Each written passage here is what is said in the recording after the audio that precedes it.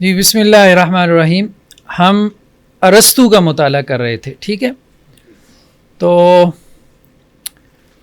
ارسطو کی مابعد الطبیعات کا, میٹا فزکس کا, اس کے بعد ہم ارسطو کی منطق یعنی اس کی لاجک پہ کچھ ہم گفتگو کریں گے.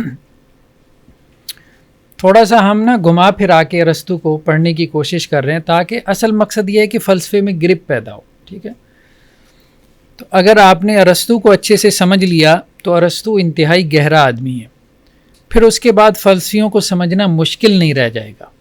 ٹھیک ہے, اگر آپ نے ارسطو کو سمجھ لیا مطلب گویا آپ نے گہرائی کو سمجھنے کی صلاحیت پیدا کر لی.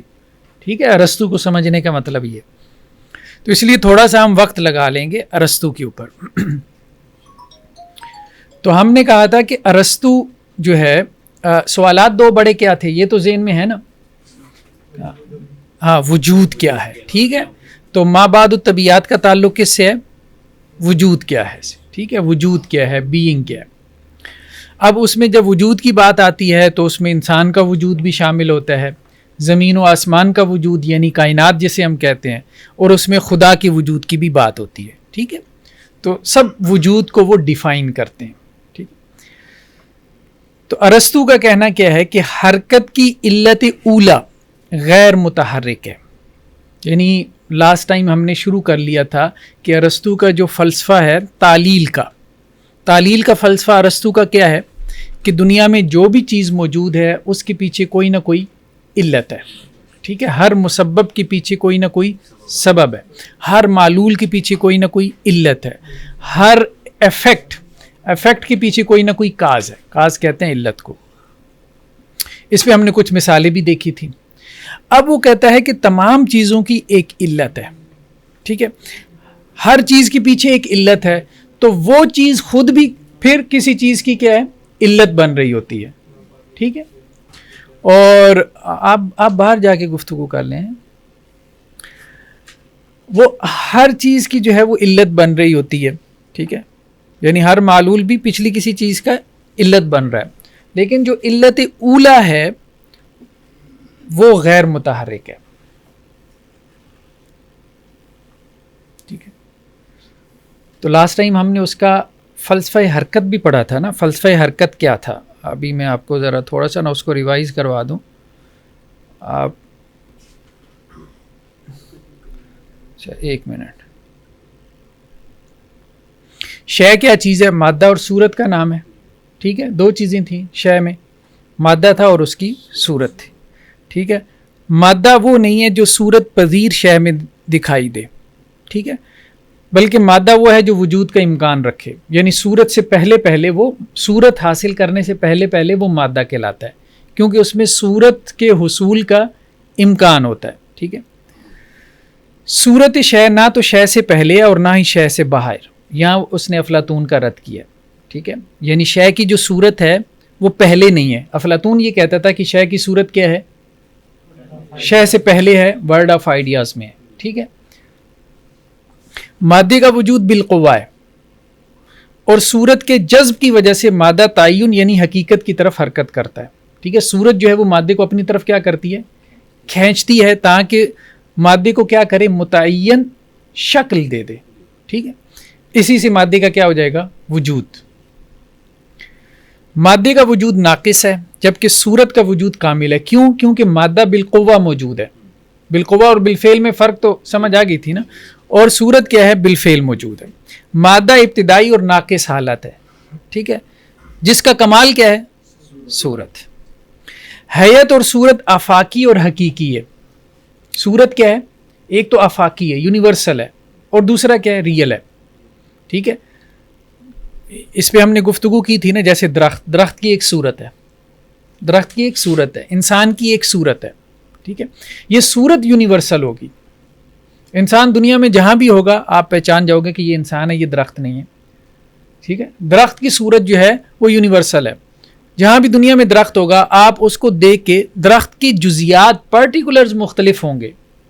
ٹھیک ہے, یہ آم کا درخت, سیب کا درخت, لیکن آپ کو کبھی یہ غلطی نہیں لگے گی کہ بھئی یہ درخت نہیں, یہ تو پہاڑ ہے. ایسا نہیں ہوگا. تو وہ وجہ اس کی صورت ہے. صورت آفاقی ہے, یونیورسل ہے. بھلے پارٹیکولرز اس کے جو جزیات ہیں وہ بدلتے رہیں.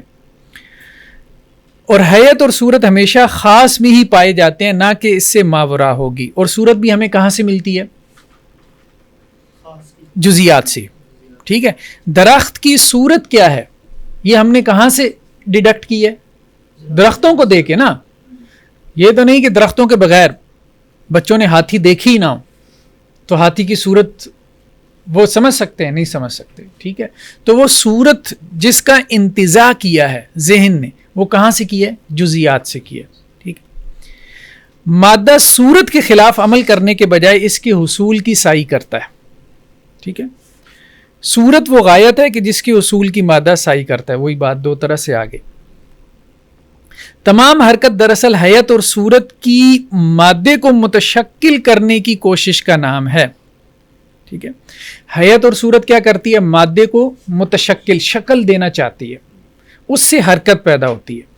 مادہ جو ہے وہ اس سے حرکت کرتا ہے کہ مادہ صورت میں ڈھلنے کی کوشش کرتا ہے، صورت کے جذب کی وجہ سے، اس کو اپنی طرف کھینچنے کی وجہ سے. ٹھیک، مادہ اور صورت کے اتصال کے ساتھ ہی حرکت کا پیدا ہونا لازم ہے. یعنی جب مادہ بالقوہ سے بالفعل صورت میں آ جاتا ہے تو اس سے حرکت پیدا ہوتی ہے. اور دنیا میں جتنی حرکت ہے اس کا سبب کیا ہے؟ کہ مادہ جو بالقوہ ہے، جو صورت کے حصول کی استعداد رکھتا ہے، تو وہ صورت حاصل کر رہا ہے. اس سے ہمیں دنیا میں ساری حرکت نظر آ رہی ہے. اسی کو ہم وجود کہہ رہے ہیں. یہی تخلیق ہے، یہی کریشن ہے. کریشن کا مطلب، تخلیق کا مطلب کیا ہے؟ کہ مادے کا صورت کو حاصل کر لینا، مادے کا صورت میں ڈھل جانا. اور مادہ صورت میں ڈھلتا کیوں ہے؟ کیونکہ صورت مادے کو اپنی طرف کھینچتی ہے. مادہ بھی قدیم ہے، صورت بھی قدیم ہے، ان کا تعلق بھی قدیم ہے اور حرکت بھی قدیم ہے. اس کے بارے میں ایک اضافی بات ہے کہ یہاں پہ وہ بات کر رہا ہے جنس اور نوع کی. یہ بات ابھی نہیں کھلے گی، یہ جملہ بس ذہن میں رکھنا ہے. ابھی اگر آپ کو کوئی سوال پیدا ہونا اس پہ تو پھر بات ہم کھول سکتے ہیں. اگر سوال نہیں پیدا ہو رہا تو پھر بات نہیں کھول سکتے ہیں. ٹھیک ہے، تو مادہ بھی قدیم ہے، صورت بھی قدیم ہے. ٹھیک ہے، ان کا تعلق بھی قدیم ہے اور حرکت بھی قدیم ہے. ٹھیک ہے، مادہ بھی قدیم ہے، ہمیشہ سے ہے، صورت بھی قدیم ہے اور ان کا تعلق بھی قدیم ہے اور حرکت بھی کیا ہے؟ قدیم ہے. اب پھر وہ یہ کیا کہتا ہے کہ جی تخلیق کیسے ہو رہی ہے؟ کیا سب، یعنی میں آپ سب قدیم ہے؟ تو ظاہری بات ہے یہ تو نہیں ہے، یہ تو نہیں ہے. اب آپ سمجھ رہے ہیں؟ وہ کہتا ہے یہ جزیات کی بات ہے، میں آپ کے ہیں جز ہیں. ارسطو کیا کہتا ہے؟ میں آپ کے ہیں جز ہیں. میں جز کی بات نہیں کر رہا، میں کل کی بات کر رہا ہوں، کلیات کی، جس کو جنس اور نوع کہتے ہیں. یعنی مادہ سے مراد جو کل ہے، ایک کلی ہے، جزیات کی بات نہیں. ٹھیک ہے، مادہ جو ہے وہ ہمیشہ سے ہے، صورت بھی ہمیشہ سے ہے اور ان دونوں کا تعلق بھی ہمیشہ سے ہے. یعنی انسان کیا ہے؟ کلی ہے. اب بات سمجھ رہے ہیں؟ زید، بکر، میں، آپ، ہم جزیات ہیں، ہم پارٹیکولرز ہیں. انسان کلی ہے، یونیورسل ہے. انسان ہمیشہ سے ہے. یعنی انسان کا مادہ، ایسا مادہ جو انسان کی صورت حاصل کرنے کی سعی کرتا ہو اور ایسی صورت جو انسان کے مادے کو اپنی طرف کھینچتی ہو، اور ان دونوں سے پیدا ہونے والی حرکت اور ان دونوں کا تعلق یہ قدیم ہے. یعنی ہمیشہ سے انسان پیدا ہوتا چلا آ رہا ہے. اب آپ سمجھ رہے ہیں؟ تو اپنی نوع کے اعتبار سے، جنس کے اعتبار سے یہ سب کیا ہے؟ مادہ بھی قدیم ہے، صورت بھی قدیم ہے، ان کا تعلق بھی قدیم ہے اور حرکت بھی قدیم ہے. پارٹیکولرز کو، جزیات کو وہ قدیم نہیں کہتا، کیونکہ وہ تو ظاہری بات ہے سینس میں نہ آنے والی بات ہے نا.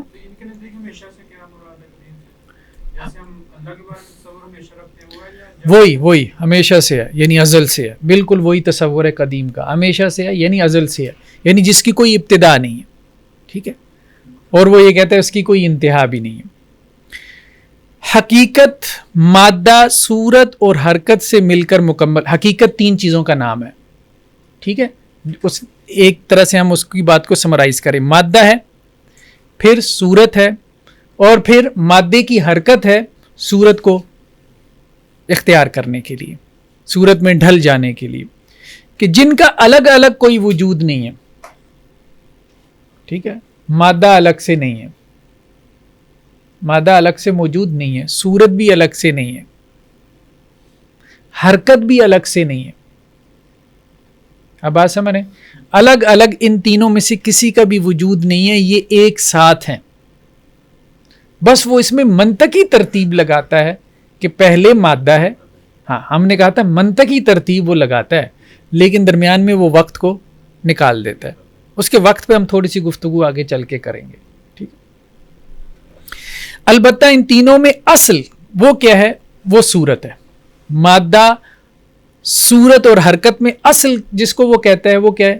وہ صورت ہے. لیکن باقیوں کو یہ نہیں کہ وہ کہتا ہے غیر اہم ہے، لیکن اہم میں بھی سب سے اہم کیا ہے؟ صورت ہے. یعنی صورت سے ہی جو ہے وہ تخلیق ہمارے سامنے آئی ہے.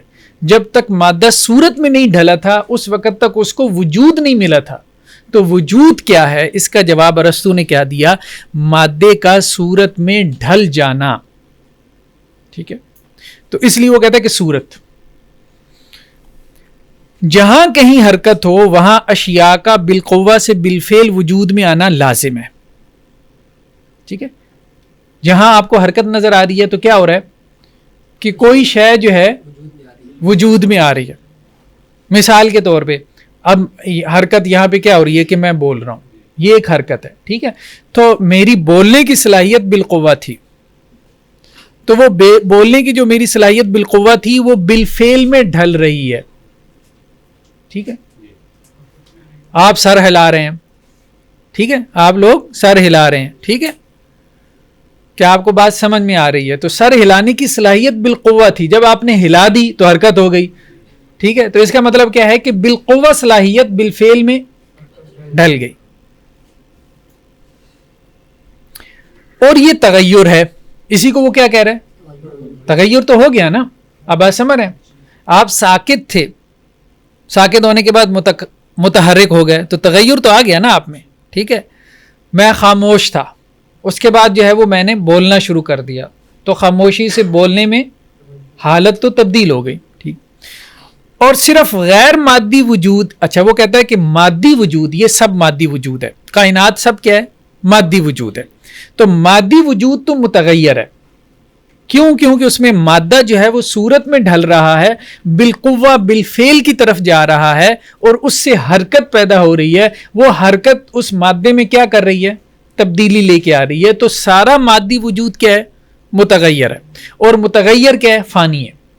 تغیر کا مطلب کیا ہے؟ فنا.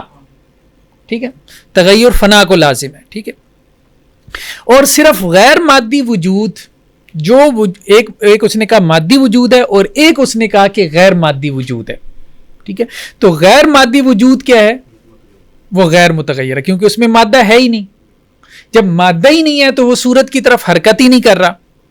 تو غیر مادی وجود میں کیا ہے؟ مادہ نہیں ہے تو پھر کیا ہے؟ صورت ہے، صرف صورت ہے. ٹھیک ہے، تو غیر مادی وجود غیر متغیر بھی ہے اور غیر متحرک بھی ہے. یہ اس کا اللہ کے بارے میں نظریہ ہے. ٹھیک ہے،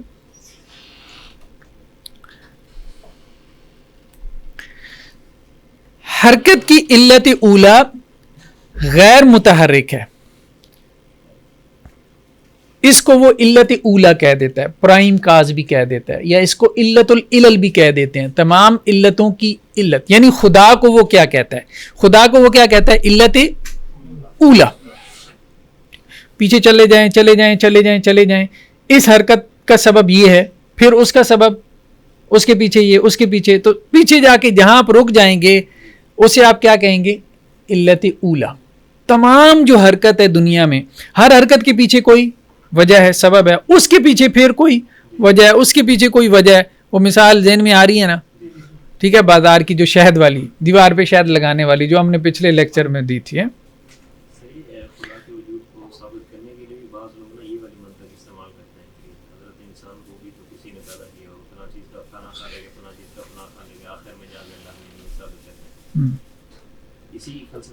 جی جی، حرکت کی علت اولا جو ہے وہ غیر متحرک ہے. یہ اس کو دے دیں جی. ہاں اس پہ ہم آگے چل کے گفتگو کرتے ہیں. حرکت کی علت اولا غیر متحرک ہے. ٹھیک ہے, پہلی جو علت ہے یہ غیر متحرک ہے, کیونکہ اگر یہ متحرک ہے تو اس کا مطلب یہ ہے کہ اس کے پیچھے کیا ہے, مادہ ہے, تو یہ مادی ہو جائے گی. ٹھیک ہے, اور مادی ہونے سے کیا ہو جائے گا, اس میں تغیر لازم آئے گا, اور جس میں تغیر لازم آئے گا تو اس کا فنا ہونا جو ہے وہ لازم ہے, اور اس کے پیچھے پھر کسی علت کا ہونا لازم, تو پھر معاملہ ختم نہیں ہوگا. انفینٹ ریگریس جسے ہم نے کہا تھا کہ تسلسل لا متناہی, نہ ختم ہونے والا تسلسل, انفینٹی آپ کو ماننی پڑے گی اور ذہن اس کو قبول نہیں کرتا. اچھا خیر, حرکت کی علت اولا غیر متحرک ہے کہ اس میں حرکت نہیں, کیونکہ وہ صرف صورت ہے, مادہ نہیں. ٹھیک ہے, ایک طرف یہ بات کہی جا رہی ہے کہ حرکت کی علت اولا غیر متحرک ہے, یعنی اس سے پہلے ہم کسی علت کو نہیں مانیں گے, پر ایک طرف یہ کہا جا رہا ہے کہ مادہ بھی قدیم ہے, صورت بھی قدیم ہے, ان دونوں میں تضاد نہیں ظاہری طور پر. اصل میں ہم نے کہا نا کہ یہ ساری چیزیں جو ہے نا, جو ہمارا وقت کا کانسیپٹ ہے نا, تو ارسطو آ کے کہتا ہے کہ یہ جو آپ کو تضاد نظر آتا ہے نا, بیسیکلی آپ کا وقت کا جو تصور ہے نا وہ بگڑا ہوا ہے, تو وہ میں ٹھیک کروں گا, تو وہ ہم آگے جا کے اس سے سمجھیں گے. ٹھیک ہے, وہ یہ نہیں مانتا کہ وقت جو ہے, وہ کہتا ہے کہ جی ٹائم جو ہے یہ اسپیس کی ایک پراپرٹی ہے. ٹھیک ہے, وہ وقت کو یہ نہیں مانتا ماضی, حال, مستقبل. ٹھیک ہے, اس کے نزدیک آپ یوں سمجھ لیں کہ وقت جیسے بیک وقت موجود ہے, سب آنے واحد میں موجود ہے. ٹھیک ہے, خیر بہرحال اس پہ ہم آگے چل کے گفتگو کرتے ہیں. اس کا جب وقت کا تصور آئے گا نا تو یہ بات واضح ہوگی. کوئی شے عدم سے وجود میں نہیں آتی بلکہ بالقوہ سے بالفعل ہو جاتی ہے. یعنی وہ کہتا ہے معدوم یہ نہیں ہے کہ عدم, ہم تو کہتے ہیں نا کہ اللہ نے کن کہا تو چیز عدم سے کیا ہو گئی, وجود میں آ گئی. وہ کیا کہہ رہے ہیں کہ موجود پہلے ہی تھی, لیکن پہلے کیسے موجود تھی, بالقوہ. بالقوہ سے وہ کیا ہو گئی, بالفعل ہو گئے.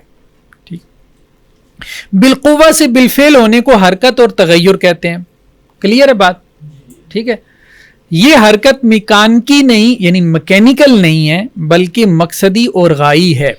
ہاں اب یہ ایک جملہ اضافی آ گیا.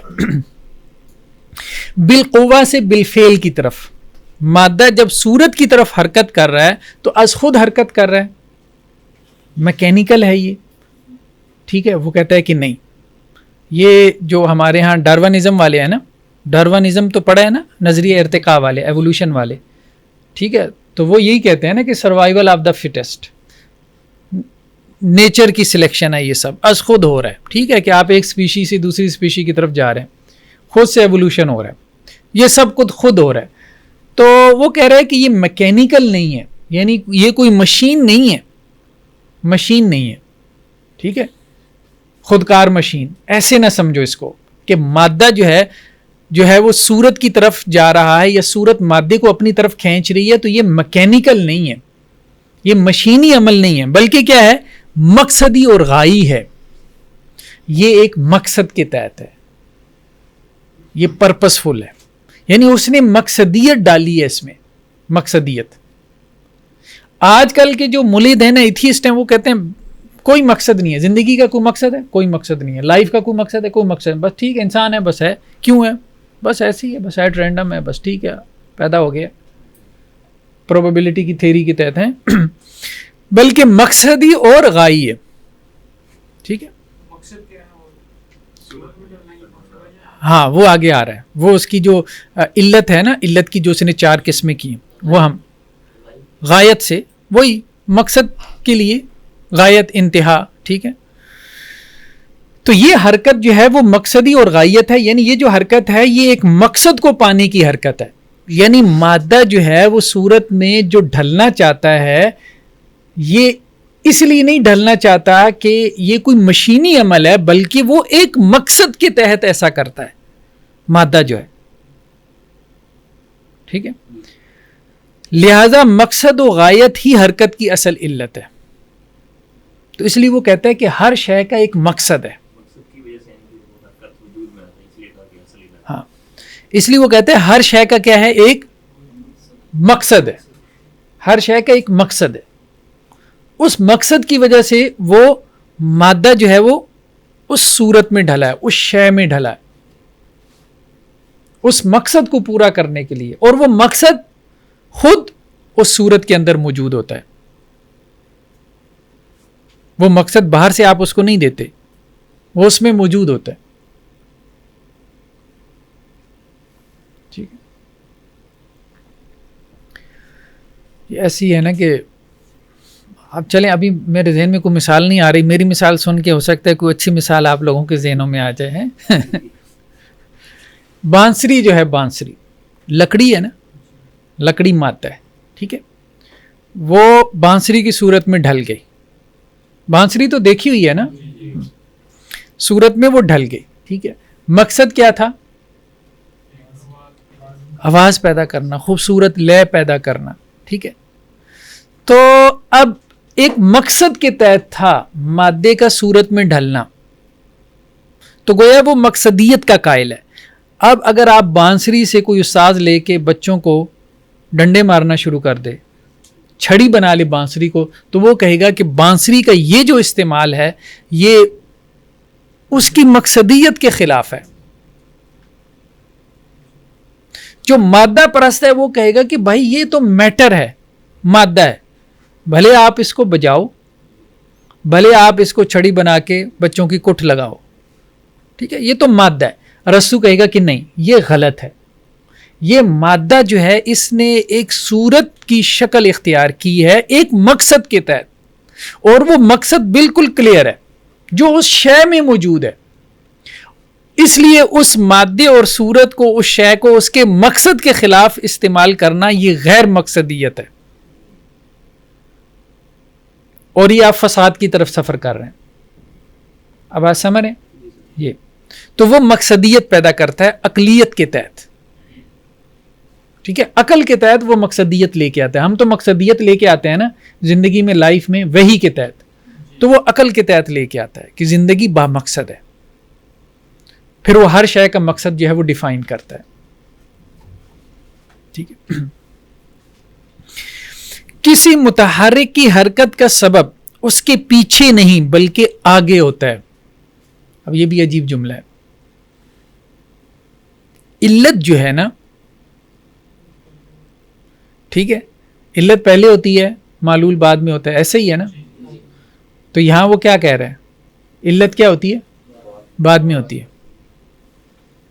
معلول پہلے ہوتا ہے. یہ اس کا وقت کا جو تصور ہے نا، جب ہم اس کو دیکھیں گے تو اس وقت بات سمجھ میں آئے گی کہ وہ یہ کیا کہنا چاہ رہا ہے.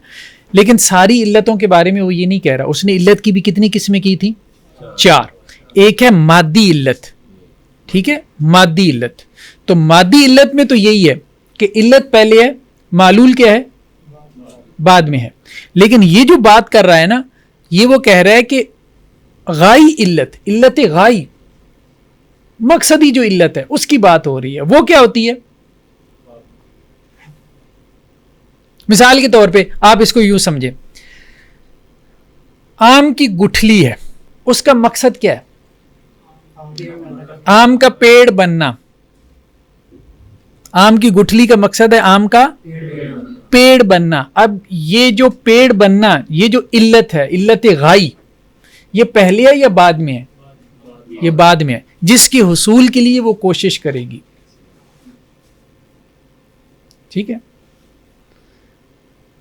تو اب اگر جو ہے وہ آم کی گٹھلی کے ساتھ انسان یہ کاریگری کرے کہ یہ جو ہے وہ آم کا پیڑ بننے کے بجائے کیا بن جائے؟ یہ سیب کا پودا بن جائے، تو یہ ٹھیک ہوگا؟ نہیں. کیوں کہ وہ مقصد خود اس شے کے اندر موجود تھا. اب اس شے کو جو کہ اپنے مقصد کی طرف سفر کر رہی ہے، اس شے کو اس کے مقصد کی طرف سفر کرنے سے روکنا کیا ہے؟ یہ فساد ہے، یہ تخریب کاری ہے، یہ نہیں کرنا چاہیے. ٹھیک ہے. تو کسی متحرک کی حرکت کا سبب اس کی، یہاں حرکت سمجھ میں آ رہی ہے نا بات، یہاں علت غائی کے اعتبار سے بات کر رہا ہے، پیچھے نہیں بلکہ آگے ہوتا ہے، یعنی اس کا مقصد اسے اپنی طرف کھینچ رہا ہوتا ہے. جی جی کسی متحرک کی حرکت کا سبب اس کے پیچھے نہیں بلکہ آگے ہوتا ہے. یعنی آم کی گٹھلی جو ہے وہ پیڑ بننے، آم کی گٹھلی نے جو ہے وہ کیا کرنا ہے؟ پیڑ کی صورت اختیار کرنی ہے نا، پیڑ کی صورت آم کی گٹھلی نے اختیار کرنی ہے. تو آم کی گٹھلی جو ہے وہ پیڑ کی صورت کی طرف حرکت کر رہی ہے، پیڑ کی صورت آم کی گٹھلی کو اپنی طرف کھینچ رہی ہے کہ اس کو پیڑ بنائے. ٹھیک ہے. تو یہ جو حرکت ہے اس کا سبب وہ کہہ رہا ہے پیچھے نہیں بلکہ آگے ہے. ہاں آم کی گٹھلی جو ہے، آم کی گٹھلی جب حرکت کر رہی ہے تو حرکت کا سبب کیا ہے؟ پیڑ بننا، پیڑ بننا ہی ہے نا. ٹھیک ہے. تو پیڑ بننا آگے ہے یا پیچھے ہے؟ آگے. یہ وہ کہہ رہے ہیں.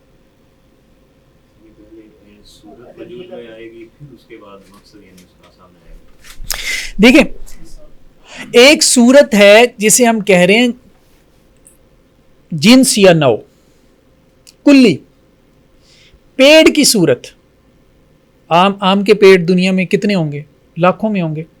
ہر ایک آم کا پیڑ آپ دیکھیں گے تو آپ کو لگے گا یہی کہ یہ آم کا پیڑ ہے نا. ٹھیک ہے. یہ تو نہیں لگے گا کہ یہ گندم کا پودا ہے یا انگور کی بیل ہے، آم کا پیڑ ہی لگے گا. ٹھیک ہے.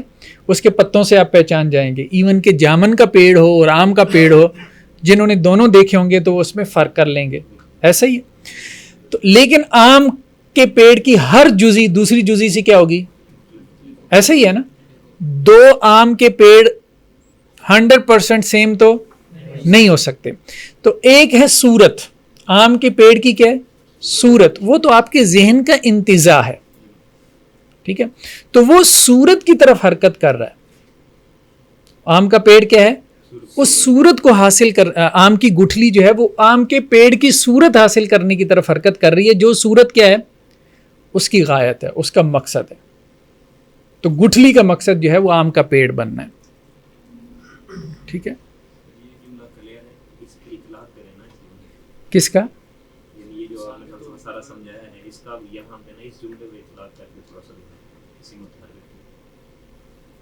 کسی متحرک کی حرکت کا سبب اس کے پیچھے نہیں بلکہ آگے ہوتا ہے.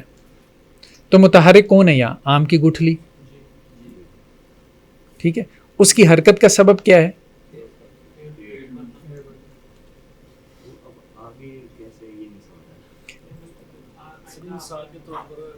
پیڑ ابھی وہ نہیں نا بنا، آم کی گٹھلی ہے نا. پیڑ تو اس نے سال بعد بننا ہے. تو اس اعتبار سے وہ آگے ہے. اس اعتبار سے یعنی وہ آم کی گٹھلی حرکت کر رہی ہے جس کی طرف، وہ آگے کھڑا ہے نا. وہ آگے کھڑا ہے. ہاں. اس صورت میں ڈھلنا، وہ آگے کھڑا ہے اس سے. ہاں. آگے سے مراد پہلے نہیں ہے، بعد ہے. ٹھیک. منطقی لحاظ مقصد و غایت پہلے ہے جبکہ وقت کے اعتبار سے بعد میں ہے. منطقی لحاظ سے مقصد اور غایت یعنی علت غائی، علت غائی کی بات ابھی کر رہا ہے. وہ علت غائی کی بات کر رہا ہے، علت مادی کی نہیں.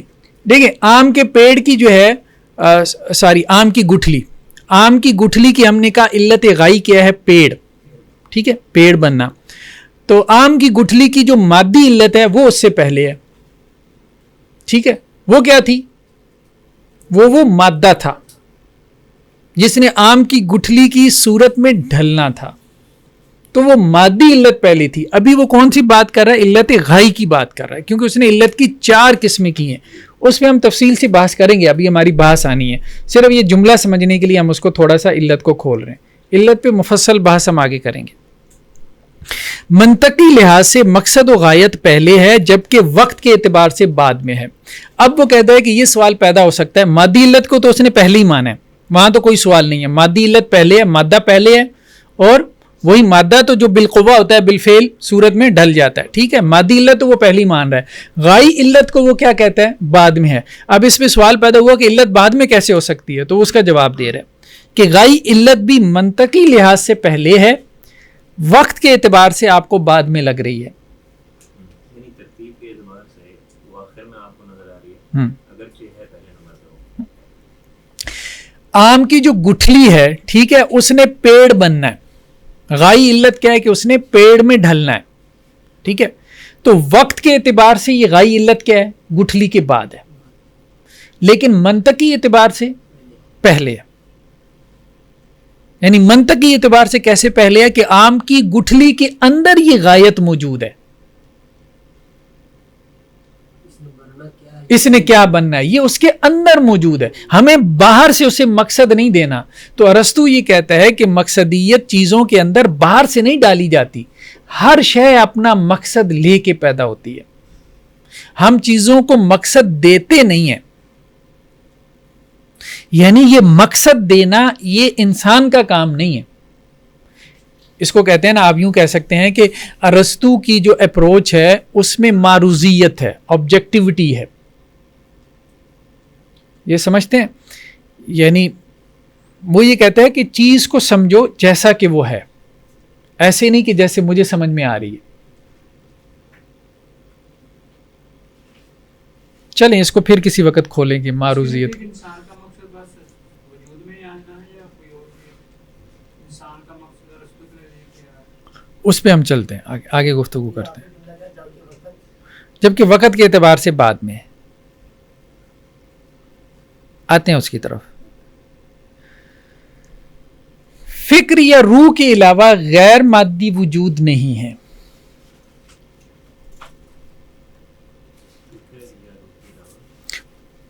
بات غیر مادی وجود کی چل پڑی تھی نا, مادی وجود کو تو سمجھ لیا ہم نے, بالقوہ سے بالفعل, عدم سے نہیں, بالقوہ سے بالفعل میں ڈھل رہا ہے, مادہ صورت میں ڈھل رہا ہے. ٹھیک ہے, اب غیر مادی وجود کی بات ہوئی تھی تو اس نے کہا غیر مادی وجود کیا ہوتا ہے, غیر متغیر, غیر متحرک.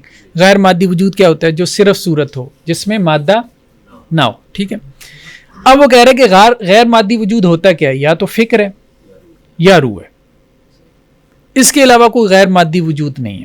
ٹھیک ہے, لہذا خدا ایک خالص اور کامل روح ہے, یا کبھی وہ اس کو خالص اور کامل روح کہتا ہے, کبھی وہ کہتا ہے کہ فکروں کی فکر ہے. فکروں کی یعنی وہ خدا کو کیا کہتا ہے, ایک فکر سمجھتا ہے. آگے بات پھر کھلتی ہے کہ جس کی فعلیت محض فکر ہے, خدا ایک سوچ ہے, اور وہ سوچ کیا کر رہی ہے, فعلیت یعنی اس کی ایکچویلٹی. وہ سوچ کیا کر رہی ہے, صرف سوچ رہی ہے.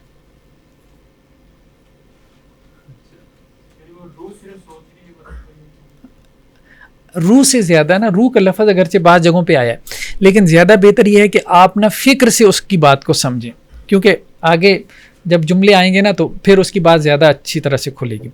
اب گویا کہ وہ غیر مادی وجود کو ڈیفائن کر رہا ہے. غیر مادی وجود اس کے نزدیک کیا ہے, خدا ہے. اس کے خدا کا جو تصور ہے, ٹھیک ہے, ارسطو کا, کیونکہ وہ تو عقل سے خدا ثابت کر رہا ہے نا, تو وہ یہ کہہ رہا ہے کہ غیر مادی وجود فکر ہے, تھاٹ ہے, سوچ ہے. تو اب سوچ کرتی کیا ہے, پیدا کرتی ہے, صرف سوچتی ہے. ٹھیک ہے, اچھا, فکر کے علاوہ فعلیت کا معروض چونکہ اس سے خارج ہوتا ہے, لہذا خدا کی ہستی میں فکر کے علاوہ کوئی فعلیت نہیں ہو سکتی. فعلیت تو سمجھتے ہیں نا, کوئی فعل, کچھ کرنا. ٹھیک ہے, فکر کے علاوہ, سوچنے کے علاوہ, ٹھیک ہے, فعلیت کا معروض چونکہ اس سے خارج ہوتا ہے. مثال کے طور پہ خدا جو ہے وہ سوچ رہا ہے. اگر سوچ رہا ہے تو ظاہری بات ہے کہ یہ سوچ کیا ہے, اس کے اپنے اندر ہے. جیسے ہم سوچ رہے ہیں تو ہماری سوچ, میری سوچ میز میں تھوڑی پیدا ہو رہی ہے. کہاں پیدا ہو رہی ہے, میرے اندر ہی ہے, میرے اپنے نفس میں ہی ہے. ٹھیک ہے, مجھ سے باہر نہیں. ہاں, میں اگر کچھ بنا رہا ہوں، ٹھیک ہے، جیسے کوئی بڑھئی ہے، کارپینٹر ہے، وہ کیا کر رہا ہے، میز بنا رہا ہے، کرسی بنا رہا ہے، تو یہ اس کے وجود سے کیا ہے، باہر ہے، ٹھیک ہے. تو اب وہ کیا کہہ رہے ہیں، فکر کے علاوہ، فکر کو آپ چھوڑ دیں، سائڈ پہ کر دیں، سوچنا اس کو سائڈ پہ کر دیں، فعلیت کا معروض، فکر بھی ایک فعل ہے، سوچنا بھی ایک فعل ہے، ٹھیک ہے، اس کے علاوہ کوئی فعل ہے جیسے خلق ہے، ٹھیک ہے، تو خلق کی جو مخلوق ہوگی وہ کہاں ہوگی، باہر ہوگی، خالق سے باہر ہوگی، لیکن اس کی فکر جو ہے وہ کہاں پہ ہوگی، اس کے اپنے اندر ہی ہوگی. وہ یہ بات کر رہا ہے. تو فکر کے علاوہ فعلیت کا معروض، یعنی کسی بھی فعل کا معروض، جسے مفعول کہتے ہیں آپ، ٹھیک ہے، یعنی مفکور کہہ لیں ٹھیک ہے. تو فکر کے علاوہ فعلیت کا، کسی بھی فعل کا جو ہے، دیکھیں نا، سما کا مسموع ہوگا نا، تو وہ مسموع باہر ہوگا نا، ٹھیک ہے، اور صفت بصارت کا کیا ہوگا، مبصر ہوگا، کہ اللہ نے کچھ دیکھا ہے، تو وہ مبصرات کیا ہوں گے، باہر ہوں گے، ٹھیک ہے. تو فکر کے علاوہ فعلیت کا معروض چونکہ اس سے خارج ہوتا ہے، لہذا خدا کی ہستی میں فکر کے علاوہ کوئی فعلیت نہیں ہو سکتی. جی، تغیر ہو جائے گا. اگر فکر کے علاوہ آپ جو ہے کوئی اور فعلیت مان لیں گے خدا کے وجود میں، تو اس سے تغیر لازم آئے گا. ہاں، وہ مادی، اس کا وجود مادی ہو جائے گا، کیونکہ تغیر جو ہے وہ مادے کو لازم ہے. تو اب فکر کیا ہے، وہ کہہ رہا ہے کہ فکر آپ یوں کہہ لیں کہ جی فکر الہی کہہ لیں آپ اس کو، ٹھیک ہے، کیونکہ وہ خدا کی بات کر رہے ہیں نا. فکر الہی مسلسل تفکر بالفعل ہے، بالقوہ نہیں. یعنی خدا کیا ہے، خدا وہ یہ بھی نہیں کہہ رہا کہ جی خدا جو سوچ رہا ہے نا، تو اس کا مطلب یہ نہیں کہ اس میں سوچنے کی صلاحیت ہے، نہیں، وہ یہ کہہ رہا ہے کہ نہیں، وہ بالفعل سوچ رہا ہے. تو خدا صرف سوچ ہے، خدا کیا ہے، صرف سوچ ہے، جو ہر لمحہ سوچنے میں مصروف ہے، بالفعل سوچی جا رہا ہے.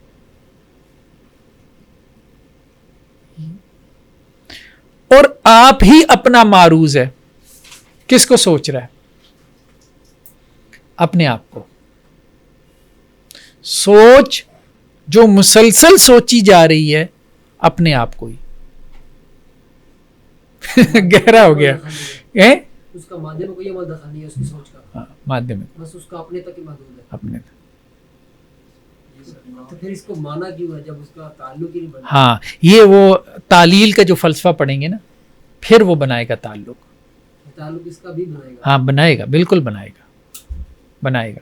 اس کے اوپر ہی بعد میں آپ دیکھیں گے کہ آپ کا جو سارا وحدت الوجود کا فلسفہ ہے، یہ سارا یہاں سے نکلا ہے، کچھ افلاطون سے، کچھ ارسطو سے. ارسطو تو پیچھے ہم پڑھ گئے ہیں کہ وہ مخلوق ہے وہ خدا سے جدا ہے، یعنی اس کے فلسفے یہی سمجھ آیا نا، فکر کے علاوہ فعلیت کا معروض اس سے خارج ہوتا ہے. جی جی، لہٰذا خدا کی ہستی میں فکر کے علاوہ کوئی فعلیت نہیں ہو سکتی. ٹھیک ہے. تو جو چیز تخلیق ہو رہی ہے اس کی فکر سے، اس کا تعلق تو نہیں ہے نا خدا سے، یعنی خدا سے باہر ہے. خدا کے اندر فکر ہے، جو اس کا نتیجہ ہے، یعنی وہ باہر ہے. تو وحدت الوجود کا تو اس کے بات میں نہیں، وہ ہم علیحدہ سے دیکھیں گے، اس کو علیحدہ سے دیکھیں گے. ظاہری بات ہے، ساری چیزیں تو یہاں سے نہیں اٹھائیں، ساری چیزیں تو یہاں سے نہیں اٹھائیں، یہ سر پارٹس اٹھاتے ہیں. جی، فکر کے علاوہ یعنی ابھی وہ غیر مادی وجود کو ڈیفائن کر رہا ہے. غیر مادی وجود اس کے نزدیک کیا ہے، خدا ہے، اور خدا کیا ہے اس کے نزدیک، سوچ ہے. ٹھیک ہے. تو وہ کہہ رہے ہیں کہ اگر خدا کو ہم کہیں کہ جی خدا سوچنے کے علاوہ بھی کوئی کام کرتا ہے، تو فکر کے علاوہ فعلیت کا معروض، تو پھر ہم مثال کے طور پہ کہتے ہیں کہ جی خدا جو ہے وہ پیدا کرنے کا کام کرتا ہے، تو پھر کیا ہوگی، مخلوق بھی ہو جائے گی، مخلوق بھی ہو جائے گی.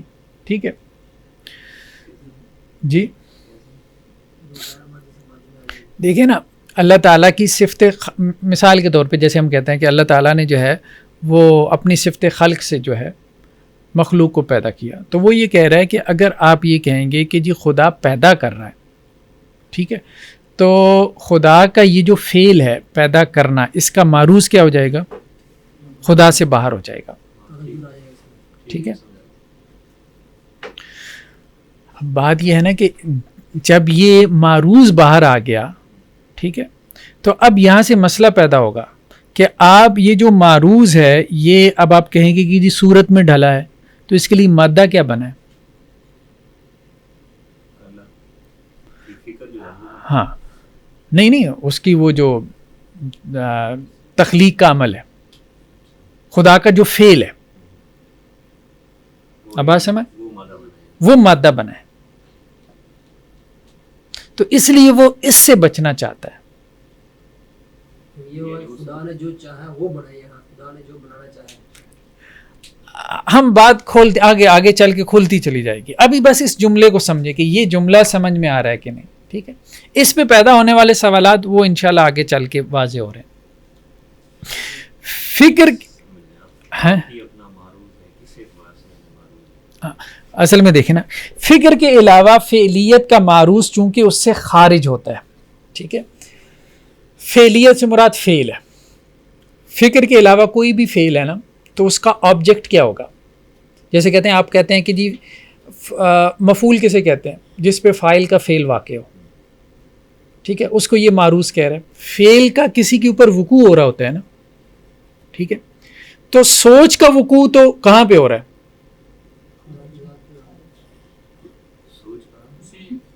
اس کی اپنی ذات میں ہو رہا ہے، ٹھیک ہے۔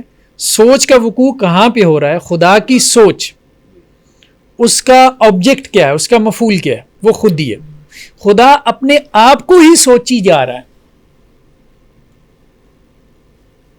کیونکہ وہاں یہ پاسبلٹی ہے کہ انسان اپنے آپ کو سوچے یا کوئی بھی اپنے آپ کو سوچے، یہ تو خدا جو ہے اس کا صرف ایک کام ہے، سوچنا۔ سوچ کس کو رہا ہے؟ اپنے آپ کو۔ تو ہاں سوچ کے باقی خدا کا کوئی اور فعل ہے ہی نہیں، خدا کا صرف ایک ہی فعل ہے، اور وہ بھی اپنے بارے میں۔ یہ وہ کہنا چاہ رہا ہے بیسیکلی، جی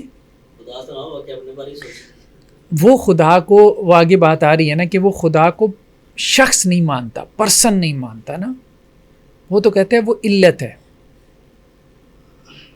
ایونٹ ہے۔ یہ ہم آگے چلتے ہیں، مطلب اس کا تصور خدا ہمارا نہیں ہے نا، اس کا اپنا ہے نا، یہ بات تو بالکل کلیئر ہے۔ تو ہم اس کا تصور خدا سمجھ رہے ہیں، باقی اس پہ نقد بات کی بات ہے۔ خدا کا تعلق مخلوق کے ساتھ بالکل کٹ جاتا ہے، خدا کا تعلق مخلوق کے ساتھ بالکل کٹ جاتا ہے۔ نہیں، اس نے بنایا ہے، اس نے بنایا ہے، وہ ہم نے کہا ہے کہ اس کا جو کیجویلٹی کا فلسفہ ہے، تعلیل کا، وہ جو علتوں والی سلائیڈ، وہ ہم بعد میں کھولیں گے۔ یہ چیزیں پڑھنے کے بعد جب ہم کھولیں گے نا، پھر بات سمجھ میں آئے گی وہ ساری۔ یہ اصل میں اس کی بنیادیں بن رہی ہیں، ابھی بنیادیں بن رہی ہیں، جب لینٹر ڈالیں گے نا تو پھر بات کلیئر ہو جائے گی، ٹھیک۔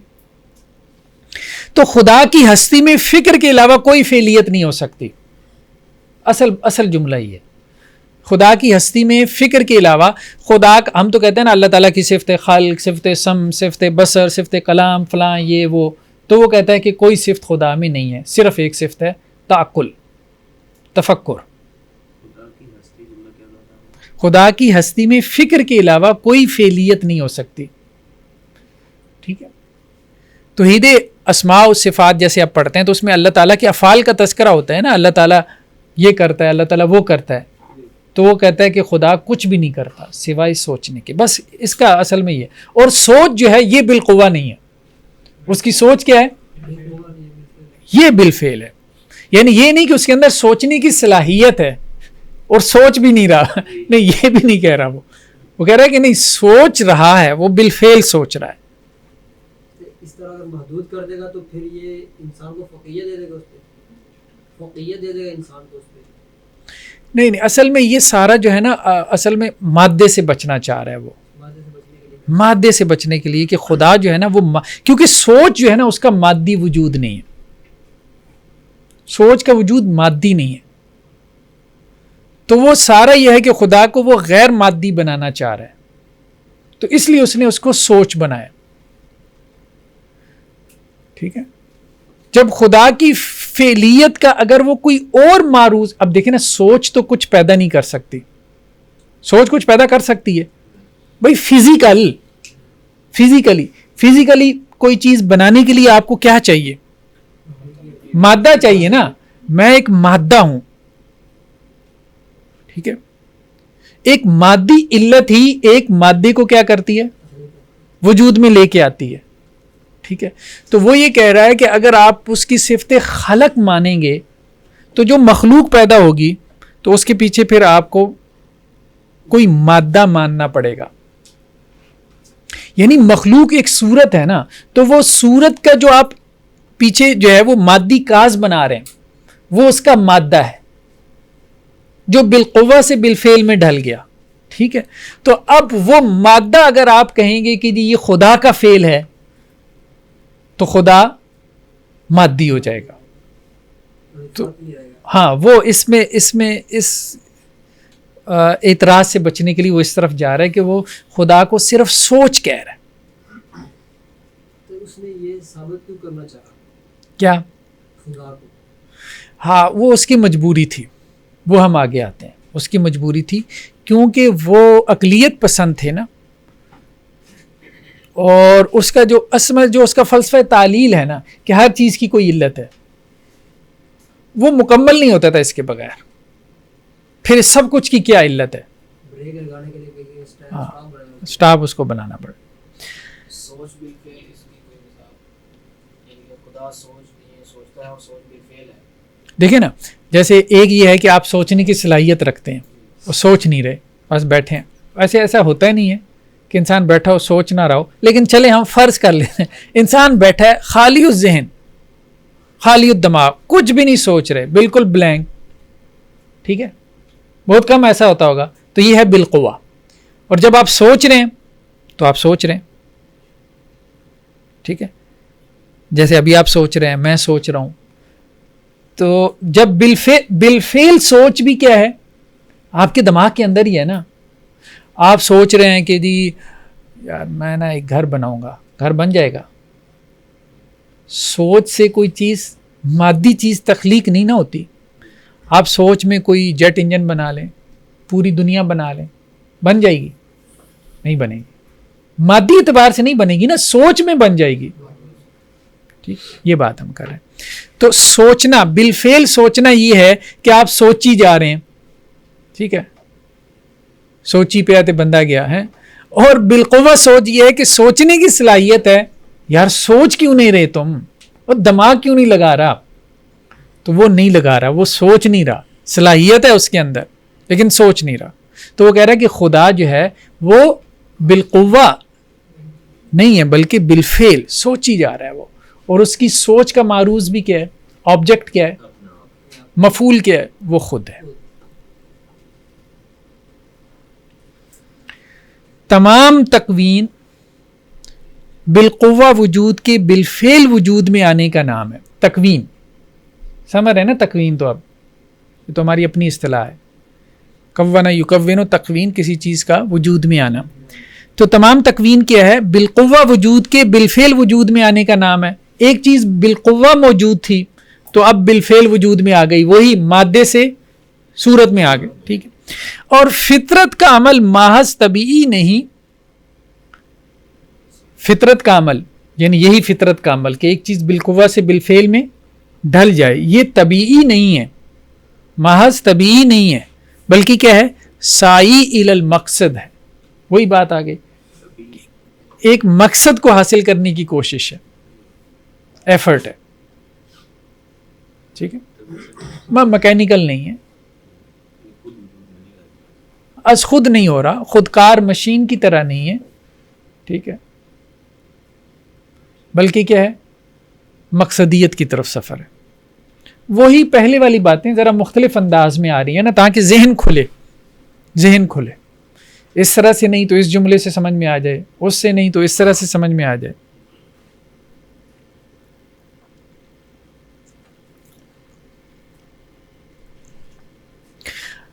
اب وہ جملہ آ گیا, عالم قدیم ہے یعنی اجناس و انواع قدیم ہے, جنس اور نو, جنس اور نو تو سمجھتے ہیں نا, یہ کلیات ہیں, اس پہ بھی ہم تھوڑا سا آگے چل کے گفتگو کریں گے.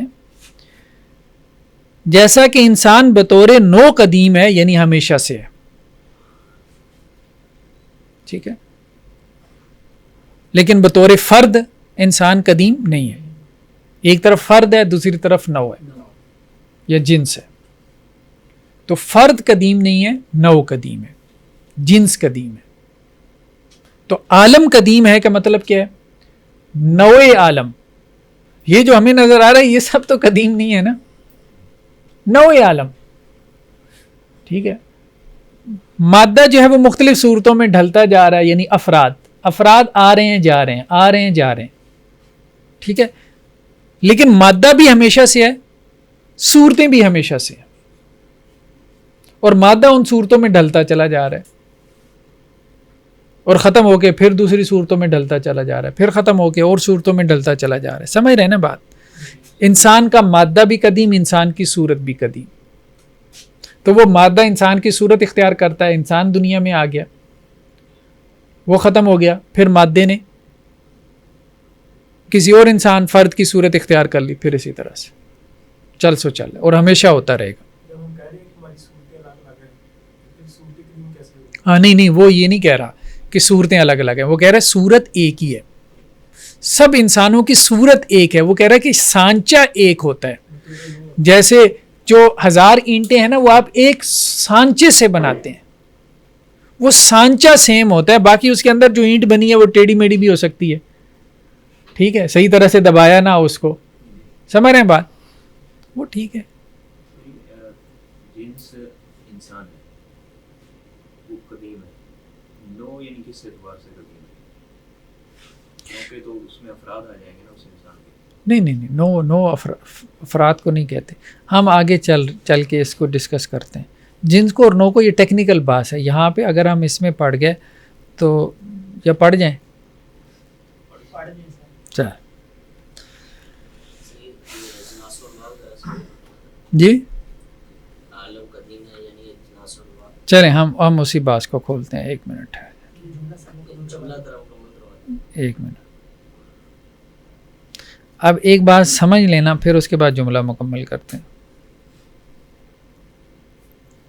اب پیریڈ اسی میں ختم ہو جائے گا.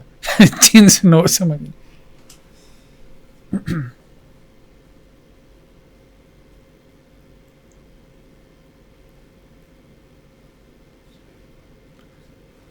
میں نے ذرا اس کو آگے رکھا ہوا تھا, لیکن بہرحال اب سوال آ گیا تو چلیں اب اس کو چلاتے ہیں. ہر چیز اپنی جگہ پر ہے نا. کلی کی بات ہم کر رہے تھے, سمجھ آئی بات؟ کلی. پھر بحث الجھ جائے گی کلی کیا نہیں, اس میں پھر ہم نا اور آدھا گھنٹہ لگ جائے گا, ہم نے اس میں نہیں جانا. کلی اور جزئی, بس اس کا فرق تو سمجھ میں آ گیا نا. کلی کسے کہتے ہیں اور جزئی کسے کہتے ہیں, ٹھیک ہے. چلیں آسان الفاظ میں یوں کہہ دیں کہ کلی وہ ہے جو مفہوم فی الذہن ہے, جو ذہن میں ہے, ٹھیک ہے. اور جزئی وہ ہے جو خارج میں ہے, موجود فی الخارج ہے. مفہوم فی الذہن کو کلی کہتے ہیں, موجود فی الخارج کو جزئی کہتے ہیں. یہ آسان ایک تعریف ہے, ٹھیک ہے. مفہوم فی الذہن, مثال کے طور پہ انسان کیا ہے؟ کلی ہے یا جزئی ہے؟ کلی. کیوں؟ باہر انسان موجود نہیں ہے. باہر کیا موجود ہے؟ باہر جو ہے وہ جزئی موجود ہے. زید بکر ہے. وہ انسان, وہ کامن چیز جو ان تمام 8 ارب میں ہے, وہ کہیں علیحدہ سے پڑی ہوئی ہے کسی میوزیم میں؟ وہ باہر نہیں ہے, وہ ہمارے کہاں ہے؟ ذہن میں ہے, جس سے ہم نے پہچانا کہ یہ سارے انسان ہیں. یہ کوئی جانور نہیں ہے, پرندے نہیں ہیں, انسیکٹس نہیں ہیں, ٹھیک ہے. تو موجود فی الخارج جزئی ہوتا ہے اور مفہوم فی الذہن جزیات سے جو چیز آپ ایک کامن چیز نکال کے اپنے ذہن میں لے آتے ہیں اور اس کو آپ ایک پیرامیٹر بنا لیتے ہیں, ان جزیات کو ڈیفائن کرنے کے لیے اس کو کیا کہتے ہیں؟ کلی کہتے ہیں. ٹھیک ہے, کلی پہ ہم آگے چل کے بھی گفتگو کریں گے, ابھی آپ کلی کا ایک موٹا سا مفہوم ذہن میں رکھیں. تو وہ یہ کہتا ہے کہ جی کلی جو ہے نا با اعتبار, وہ تو نہیں کہتا, یہ تو خیر بعد والوں نے اس میں اضافے بھی کیے ہیں مصریوں نے آ کے, یہ پھر لمبی بات ہو جائے گی. چلیں بہرحال کلی جو ہے نا بعض اوقات جو ہے وہ اپنے افراد کی پوری ماہیت ہوتی ہے اور بعض اوقات جزوی ماہیت ہوتی ہے. اگر کلی اپنے افراد کی پوری ماہیت ہو تو اس کو نوع کہتے ہیں, اور اگر اپنے افراد کی جزوی ماہیت ہو تو اس کو جنس کہتے ہیں.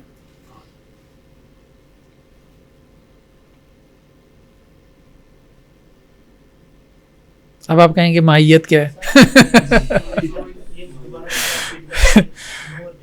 یہ اصل میں ہم نے ایک ترتیب سے لے کے اس کو ڈسکس کرنا تھا, لیکن ابھی آپ جتنا سمجھ میں آتا ہے سمجھ لیں. نوع کیسے کہتے ہیں؟ نوع کہتے ہیں, دیکھیں نا کلی کے اندر افراد ہوں گے نا, انسان ایک کلی ہے, اس کے افراد ہوں گے, ٹھیک ہے, زید بکر میں اور آپ, ٹھیک ہے. کلی ذہن میں ہے, افراد کیا ہیں؟ جزئی خارج میں موجود ہیں. تو جب کلی اپنے افراد کی پوری ماہیت ہو تو پھر نوع ہے, یعنی انسان. جب آپ نے انسان بولا تو انسان میں کون آئے گا؟ اس کے افراد کون ہوں گے؟ میں, آپ, سب, یہ سب پورے انسان ہیں, ایسا ہی ہے نا. اس کو نوع کہتے ہیں. اب آپ کو ایک اور کلی کی مثال دیتا ہوں کہ جس کے افراد جو ہے وہ پوری ماہیت نہیں ہے, وہ جنس ہے. جیسے مثال کے طور پہ جسم. جسم ایک کیا ہے؟ کلی ہے. جسم کیا ہے؟ ایک کلی ہے. اب جسم میں کیا آ جاتا ہے؟ جسم میں کیا آ جاتا ہے؟ انسان بھی آ جاتا ہے. انسان بھی جسم ہے, یہ بھی جسم ہے, میز جسم ہے نا, اس کا بھی جسم ہے نا. جسم کسے کہتے ہیں؟ اب پھر ایک وہ منطقی, اس میں منطقی تعریف میں چلے جائیں گے, ابھی موٹی سی تعریف ذہن میں رکھیں. وہ ہر چیز کی تعریف کرتے ہیں. خیر ابھی آپ اپنے ذہن میں رکھیں, حیوانات کا جسم ہے نا, اس کو سمجھ لیں. حشرات الارض کا ہے, پرندوں کا ہے, ٹھیک ہے. تو جسم ایک کلی ہے جس کے افراد کی ماہیت کیا ہے؟ مختلف ہے. تو یہ کلی جس کے افراد کی ماہیت ایک نہ ہو, اس کو کیا کہتے ہیں؟ جنس. یعنی جنس میں عموم زیادہ ہوتا ہے, نوع میں عموم کیا ہے؟ کم ہوتا ہے. نوع کے جو افراد ہیں ان سب کی ماہیت کیا ہوگی؟ سیم ہوگی. اور جنس کے جتنے بھی افراد ہوں گے سب کی ماہیت سیم نہیں ہوگی. یہ جملہ بولیں, یعنی ان کی جزوی ماہیت سیم ہوگی, تبھی تو وہ ایک جنس کے تحت آ رہے ہیں نا. کچھ نہ کچھ تو سیم ہے نا, کچھ نہ کچھ تو سیم ہے, جس کی وجہ سے وہ ایک لفظ کا ان کے اوپر اطلاق ہو رہا ہے. اب بات سمجھ رہے ہیں؟ تو جزوی ماہیت جب سیم ہو تو پھر جنس کہتے ہیں, اور پوری ماہیت ایک جیسی ہو تو پھر نوع کہتے ہیں. بس اس سے زیادہ بھی ہم نہیں جاتے اس میں, ہم اس کو آگے چل کے پڑھیں گے, اس کو ہم باقاعدہ موضوع بحث بنائیں گے, ٹھیک ہے. وہاں آپ نے لکھا ہے افراد کی جزوی ماہیت جنس ہے. کیا تاریخ میں آپ نے بتایا تھا کہ افراد کی جو جزوی ماہیت ہوگی وہ نوع ہوگی. نہیں, یہ دیکھیں نا, وہ سر وہ سامنے وہی ہے نا کہ افراد جو ہے, یہ نوع کیسے کہتے ہیں؟ افراد کی پوری ماہیت, یہی بات ہے. جنس کی یہ تعریف نہیں بتائی جائے. نہیں, نوع کی وہ کلی جو اپنے افراد کی پوری ماہیت ہو وہ نوع ہوگی. یعنی وہ کلی جس کے افراد جو ہے ان کی ماہیت کیا ہو؟ سیم ہو, یعنی ایک ہی ماہیت کے ہوں, وہ نوع ہے. جیسے انسان کیا ہے؟ نوع ہے. گھوڑے کے تحت کیا آئیں گے؟ گھوڑے ہی آئیں گے نا, انسان تو نہیں آئے گا, گدھا تو نہیں آئے گا, ٹھیک ہے. تو گھوڑا کیا ہے؟ نو ہے. ہاتھی کیا ہے؟ نو ہے. ٹھیک ہے. اب اگر میں کہوں حیوان، حیوان کیا ہے؟ یہ جنس ہو جائے گا. جنس یہ جنس ہوگا. کیوں؟ کیونکہ اس کے جو افراد آئیں گے ان کی حقیقت کیا ہے؟ وہ جزوی طور پہ جو ہے وہ مشترک ہے، اس کو تمام مشترک کہتے ہیں. لیکن سب کی ماہیت سیم نہیں ہے. حیوان کے تحت انسان بھی آ جائے گا، گھوڑا بھی آ جائے گا، بکری بھی آ جائے گی، بہت سی چیزیں آ جائیں گی. تو یہ جنس ہے. یعنی افراد کی وہ کلی جو اپنے افراد کی پوری ماہیت ہو تو وہ نوع ہے، وہ کلی جو اپنے افراد کی جزوی ماہیت ہو تو وہ جنس ہے. چلیں بہرحال یہ ہمارا اصل میں موضوع نہیں تھا. ہم ابھی چلتے ہیں ارسطو کی طرف. آگے ہاں ہم آتے ہیں اسی کی طرف آ رہے ہیں. عالم قدیم ہے یعنی جنس اور نوع قدیم ہے. جنس اور نوع قدیم ہے. حیوان کہیں خارج میں موجود ہے؟ اس کے افراد موجود ہیں نا، حیوان موجود نہیں ہے. تو حیوان قدیم ہے، جنس نوع. انسان قدیم ہے. ٹھیک ہے. جیسا کہ انسان بطور نوع قدیم ہے، بطور فرد نہیں. انسان کا کوئی فرد قدیم نہیں ہے. حیوان کا جو جنس ہے کوئی فرد قدیم نہیں ہے. یعنی افراد آ رہے ہیں جا رہے ہیں، نوع کے بھی افراد، جنس کے بھی افراد. بات سمجھ رہے ہیں نا؟ آ رہے ہیں فنا ہو کے پھر نئے افراد آ رہے ہیں، لیکن نوع تو باقی ہے نا، نوع تو باقی ہے. ٹھیک ہے. جیسے ہم کہیں گے، ہم اگر اپنے بیانیے میں کہیں تو ہم کہیں کہ جی کوئی پوچھے یار انسان اس دنیا میں کب سے ہے، تو ہم کہیں یار آدم علیہ السلام سے ہے. اچھا کب سے؟ آدم علیہ السلام کب سے ہے؟ انسان کوئی دنیا میں 10,000 سال سے ہے. ٹھیک ہے. تو اب انسان کا کوئی فرد تو 10,000 سال سے نہیں ہے، لیکن انسان ہے. یہ اس کو کہتے ہیں نوع.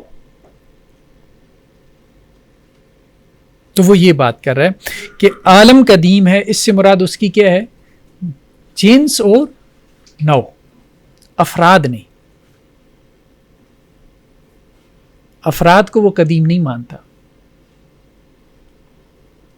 ٹھیک ہے. اور جنس اور نوع کیا ہوتا ہے؟ یہ ہے کیا؟ یہ کلی ہے. اور کلی کیا ہوتا ہے؟ موجود فی ذہن ہوتا ہے، مفہوم فی الذہن، موجود فی الخارج نہیں.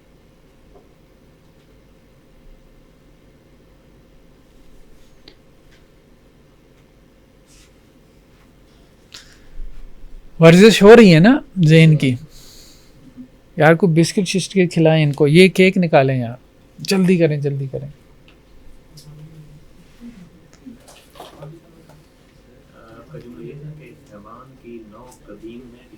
وہ بھی بسکٹ پڑے ہیں، یہ وہ ساتھ یہ بھی اٹھا لیں بچوں میں تقسیم. حیوان کی نوع قدیم ہے، اس کے افراد قدیم ہیں. ہاں انسان کی نوع قدیم ہے، اس کے افراد قدیم ہیں. حیوان کی جنس، حیوان تو جنس ہے نا، جنس کہہ لیں. حیوان جنس قدیم ہے، انسان نوع میں آ جائے. انسان نوع نہیں میرے پاس ہے. اچھا مجھے یہ دے دیں، یہ لے لیں، یہ والا دے دیں نمکین. ہاں بس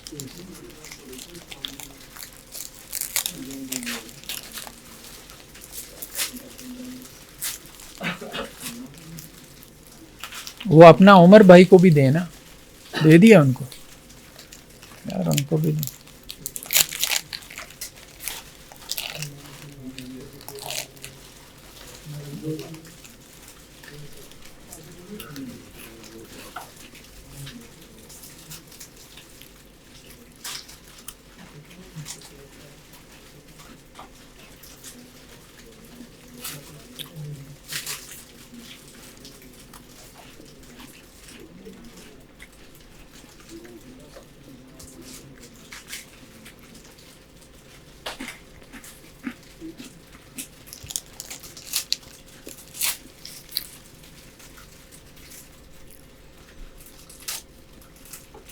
چائے بنوا لیا کریں آپ لوگوں کے لیے. نہیں وہ سیف اللہ چائے بنا لیتا ہے نیچے, نیکسٹ پیریڈ سے نا اس کو کہتے ہیں. اس سے یہ ہوگا کہ درمیان میں نا ذہن ذرا فریش ہو جائے گا.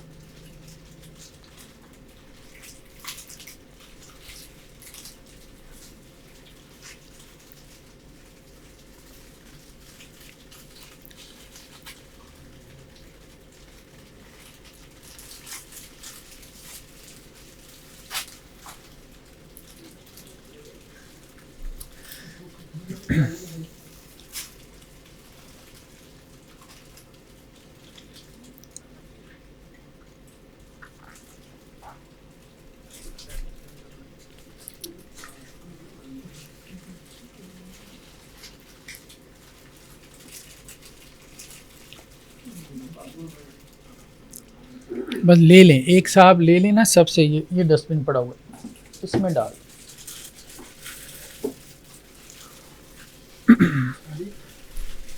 علامہ اقبال کے فلسفے کے اندر وہ کہتے ہیں کہ ہمارا جو ٹائم پیریڈ ہے وہ اللہ تعالیٰ کا یہ مختلف ہے.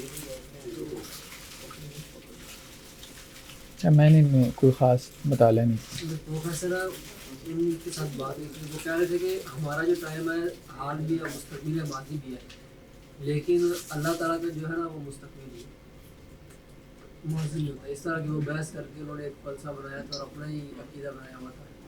پھر اس کے تحت انہوں نے وہ مثالیں کہے تھے کہ جو سلیمان علیہ السلام کے دور میں تخت آیا تھا وہ ہمارے لحاظ سے آیا تھا کہ 1 منٹ میں آ گیا تھا, لیکن 1 منٹ میں نہیں آیا تھا, وہ وقت رک گیا تھا. ٹائم اتنا ہی لگا تھا جتنا عام انسان کو چلتے ہوئے لگتا ہے. ہر چیز رک گئی تھی. اور اس کو پھر اس نے معراج والی بات بتائی ہے. ہمیں لگتا ہے کہ وہ ایک معراج جو ہے وہ ایک رات میں ہو گئی ہے. ایک رات میں اس کا ٹائم اتنا ہی لگا جتنا عام لگتا ہے, کیونکہ ہمارے لحاظ سے وقت ہوتا ہے ماضی حال. اس میں اس طرح کی مثالیں دے کے بتا رہا تھا. چلیں دیکھوں گا, ابھی تو میرے ذہن میں نہیں. چلیں جی. منطقی لحاظ سے خدا کائنات سے پہلے ہے لیکن وقت کے لحاظ سے نہیں. یہ وہی جملہ ہے جو پہلے بھی آ چکا.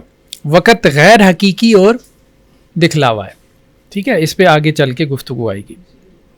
خدا کیا ہے؟ علت العلل ہے, کاز آف دی کازز ہے. تمام علتوں کی علت وہ خدا ہے. اس سے پیچھے کوئی علت نہیں ہے. اگر اس سے پیچھے بھی کوئی علت مانیں گے نا, پھر اس کے پیچھے بھی ماننی پڑے گی, اس کے پیچھے بھی, اس کے پیچھے بھی, اور پھر نہ ختم ہونے والا سلسلہ ہے, اور ذہن اس کو قبول نہیں کرتا. جی بنیاد کہہ لیں, ٹھیک ہے, ابتدا کہہ لیں, ٹھیک ہے. جہاں سے سب کچھ کی ابتدا ہوئی ہے وہ علت العلل ہے. جیسے ہم کہتے ہیں نا سب کی ابتدا جو ہے, سب وجود کی ابتدا ہم کہتے ہیں کہ جی خدا سے ہوئی ہے, اللہ سے ہوئی ہے. ٹھیک ہے, اور تمام اشیاء کی حرکت خدا کی طرف جاری ہے. یہ علت غائی کی بات کر رہا ہے. غایت کو وہ بعد میں رکھتا ہے نا. ٹھیک ہے,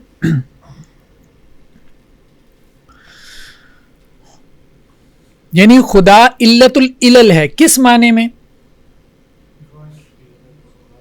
کہ وہ تمام چیزوں کو کیا ہے اپنی طرف کھینچ رہا ہے, اپنی طرف کھینچ رہا ہے. ٹھیک ہے, جیسے آم کے پیڑ کی صورت جو ہے اس کی گٹھلی کو کیا کرتی ہے, اپنی طرف کھینچتی ہے. خدا عالم کی صورت اور علت غائی ہے. خدا کیا ہے؟ ایک اور اعتبار سے بات آ گئی. عالم کی صورت ہے. ٹھیک ہے, مادہ اور صورت, تو پورے عالم کی ایک صورت ہے. پورے عالم کی ایک تو افراد کی ہے نا, فرد کا مادہ اور فرد کی صورت, اور ایک پورا عالم. پورے عالم کی جو صورت ہے وہ خدا ہے, اور وہ صورت کیا کر رہی ہے؟ عالم کے مادے کو اپنی طرف کھینچ رہی ہے. ٹھیک ہے, اور علت غائی ہے. خدا کو صورت,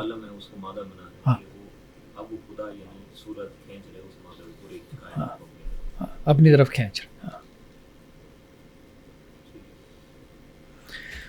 جو عالم کو ایسے حرکت دیتا ہے جیسے محبوب اپنے محب کو.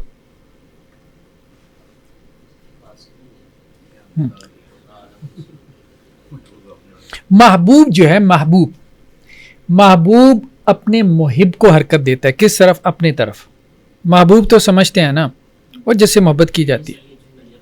نہیں وہ اسی کو ہم سمجھ رہے ہیں. محبوب جو ہے محبوب کے پیچھے پیچھے جاتا ہے نا. عاشق کی حرکت ہمیشہ محبوب کے پیچھے ہوتی ہے. تو محبوب جیسے اپنے عاشق کو اپنے محب کو حرکت دیتا ہے, کھینچتا ہے اپنی طرف. ٹھیک ہے. اب محبوب ظاہری بات ہے کیسے کھینچتا ہے؟ کوئی لاؤڈ سپیکر کھول کے. ٹھیک ہے. تو اپنے وجود سے بعض اوقات وہ حرکت نہ بھی کرے, بس اس کو اچھا لگ رہا ہے, وہ صرف اس نے اس کو دیکھا ہے, وہ اس کو اچھا لگا ہے, وہ اس کے پیچھے پیچھے چل پڑا ہے. تو جیسے محبوب اپنے محب اور عاشق کو کھینچ رہا ہے, اسی طرح خدا جو ہے وہ عالم کو کیا کر رہا ہے؟ وہ جسے ہم نے کہا تھا جذب, کہ صورت جو ہے وہ کیا کرتی ہے؟ جذب کرتی ہے مادے کو, اپنی طرف کھینچتی ہے. تو خدا عالم کی صورت ہے اور وہ صورت جو ہے وہ اس مادے کو اپنی طرف کھینچ رہی ہے. یعنی مادے کی انتہا کیا ہے؟ مادے کی علت غائی کیا ہے؟ اس عالم کی علت غائی کیا ہے؟ خدا. جیسے آم کے گٹھلی کی علت غائی کیا ہے؟ پیڑ. ٹھیک ہے. اسی طرح سے عالم کی جو ہے وہ علت غائی کیا ہے؟ خدا ہے. کیونکہ خدا کی صورت اس عالم کو کیا کر رہی ہے؟ اس مقصد کو پانے کی عالم پالے گا. ہاں اب یہ ایک مسئلہ ہے. یہ تو وہ اس کو چل سو چل ہی رکھتا ہے,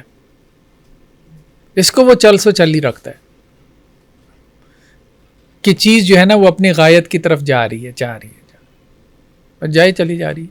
پیچھے تو اس نے خدا کو ایک فکر کا نام دے کر مخلوق سے جوڑا تھا, لیکن اب وہ یعنی سورج کا نام دے کے جوڑ رہا ہے اس کو, ایک ذات نہیں ظاہر طور پر. نہیں, وہ اس کو بظاہر جو ہے نا خدا کو صورت ہی کہہ رہا ہے. اب بھی مادے نے صورت کو پایا نہیں ہے. اب بات سمجھ رہے ہیں؟ اس نے صرف اتنی بات کہی ہے کہ مادہ اس صورت کی طرف حرکت کر رہا ہے بس, لیکن اس صورت میں ڈھلا نہیں ہے, کیونکہ یہ اس کو علت غائی کہہ رہا ہے نا, کہ اس کی غایت یہ ہے. تو عالم کا مقصد کیا ہے؟ عالم کا مقصد ہے, یعنی جب وہ ہر چیز کا مقصد ڈیفائن کر رہا ہے نا, آم کی گٹھلی کا مقصد یہ ہے, انسان کا مقصد یہ ہے, تو وہ کیا کہہ رہا ہے؟ عالم کا مقصد کیا ہے؟ خدا کو پا لینا. خدا کو پا لینا یہ اس عالم کا مقصد ہے. یعنی یہ عالم پیدا کیوں ہوا ہے؟ خدا کی طرف حرکت کے لیے. تو جب وہ ہر چیز میں مقصدیت لے کے آ رہا ہے تو پوری کائنات میں بھی مقصدیت لے کے آئے گا نا. کائنات کا مقصد کیا ہے؟ تو وہ کہے گا کہ کائنات کا مقصد یہ ہے کہ کائنات اپنی صورت کی طرف جا رہی ہے. جیسے ہر مادہ جو ہے وہ اپنی صورت میں ڈھلنے کے لیے حرکت کر رہا ہے, تو کائنات اپنی صورت میں ڈھلنے کے لیے حرکت کر رہی ہے, اور کائنات کی صورت وہ خدا ہے. یعنی کائنات جس مقصد کو پانا چاہتی, یہاں صورت سے مراد اس کی مقصد ہے. وہ جب علتیں ہم پڑھیں گے تو وہ بات زیادہ کلیئر ہوگی. تو کائنات جس مقصد کو پانا چاہتی ہے وہ مقصد خدا ہے. سارا مجموعی طور پہ صورت کو حاصل کرنا چاہتا ہے. ہاں, مجموعی اعتبار سے بات ہو رہی ہے نا, عالم کی بات ہو رہی. مادہ بغیر صورت کے لا شے ہے. مادے کے اندر اگر صورت نہ ہو تو کیا ہے؟ لا شے. ٹھیک ہے, لیکن وہ پھر بھی کہتا ہے کہ وہ ہے. اب بات سمجھ رہے؟ بالقوہ ہے. صورت نہیں بھی ہے تو پھر بھی لا شے کا مطلب کیا ہے؟ ایک ہے شے کب بنتی ہے؟ جب مادہ صورت میں ڈھل جائے, اور جب محض مادہ ہو صورت نہ ہو تو اس کو کیا کہتے ہیں؟ لا شے. لا شے کا مطلب عدم نہیں ہے, کسی شے کا موجود ہونا لیکن بالقوہ موجود ہونا. تو لا شے کا بھی وجود ہوتا ہے, اب بات سمجھ رہے ہیں, لیکن بالقوہ وجود ہوتا ہے, بالفعل نہیں.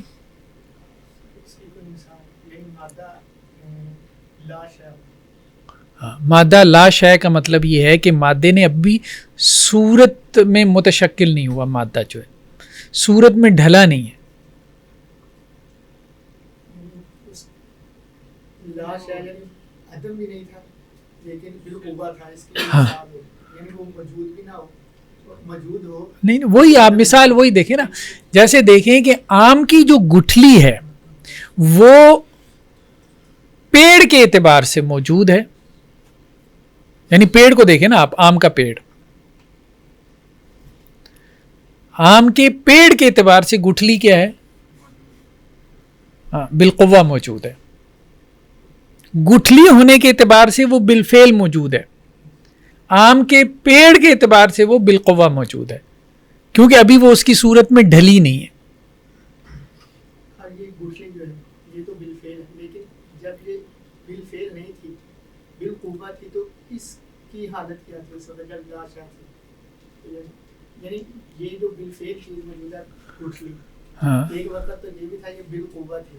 ہاں ان سر مادہ محض کی مثال کیا ہے؟ یہ میں سوال پیچھے ہم نے پڑھا کہ وہ اس سے جدا کیونکہ ہو ہی نہیں سکتا. مادہ محض کی مثال کیا؟ یہ بھی یہ صورت ہے ارسطو کے یہاں، لیکن مادہ محض کی مثال کیا؟ دیکھیے نا وہ آپ اس کو سمجھیں کہ وہ جو مادہ محض بناتا ہے نا اس کو اضافی طور پہ بناتا ہے، جس کو ہم کہتے ہیں ریلیٹیولی بناتا ہے، ٹھیک ہے. مطلق طور پہ کوئی مادہ محض موجود نہیں ہے، ہر مادہ کسی صورت میں ڈھلا ہوا ہی ہمیں نظر آتا ہے، صورت کے بغیر ہم مادے کو محسوس ہی نہیں کر سکتے، ٹھیک ہے. تو لیکن وہ یہ کہتا ہے بیسیکلی کہ ایک چیز جو بالفعل موجود ہے تو ایک اور پہلو سے وہ بالقوہ ہے. جیسے آم کی گٹھلی بالفعل موجود ہے، بالفعل ہے، گٹھلی ہونے کے اعتبار سے یہ مادی چیز ہے، ٹھیک ہے. لیکن پیڑ ہونے کے اعتبار سے یہ بالقوہ ہے، یہ مادہ ہے، مادہ یعنی پیڑ کا مادہ محض ہے. یہ گٹھلی کیا ہے؟ پیڑ کا کیا ہے؟ بالقوہ مادہ ہے، ٹھیک ہے. بالفعل مادہ کب ہوگا؟ جب وہ پیڑ وجود میں آ جائے گا، ٹھیک ہے. لیکن خود گٹھلی بھی کیا ہے؟ وہ بالفعل موجود ہے گٹھلی ہونے کے اعتبار سے، ٹھیک. البتہ خدا صورت محض ہے، یہ بات پہلے بھی گزر چکی. خدا کیا ہے؟ محض صورت ہے.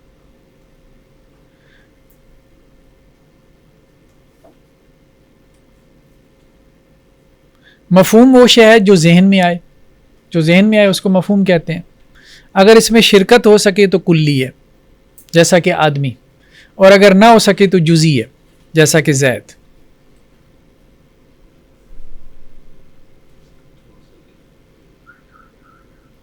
نہیں سمجھ آ رہی؟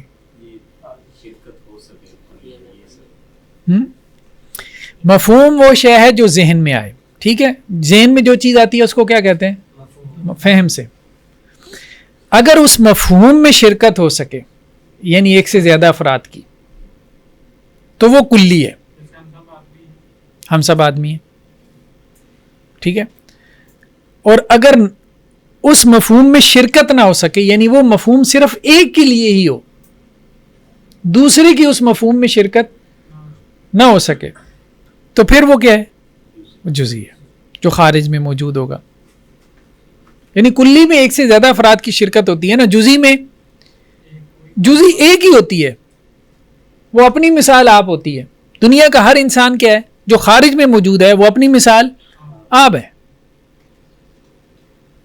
سمجھ رہے نا بات؟ کلی ذہنی تصورات ہیں، کلیات کیا ہیں؟ ٹھیک ہے. قابل مس خارجی حقائق نہیں. کلی ایسی چیز نہیں ہے جس کو آپ ٹچ کر سکیں، جو خارج میں موجود ہو. جزیات کو آپ ٹچ کر سکتے ہیں، مس کر سکتے ہیں، ایسے ہی ہے نا یہ، ٹھیک ہے.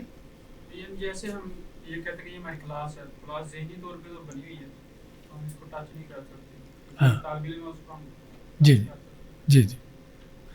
تو کلی ذہنی تصورات ہیں، قابل مس خارجی حقائق نہیں. جیسا کہ کلی کی مثال کیا؟ جسم، حیوان، انسان، ایون کہ کپ. ایک یہ کپ ہے، یہ کپ یہ جزئی ہے، صرف کپ کہیں گے تو یہ کلی ہے، ٹھیک ہے.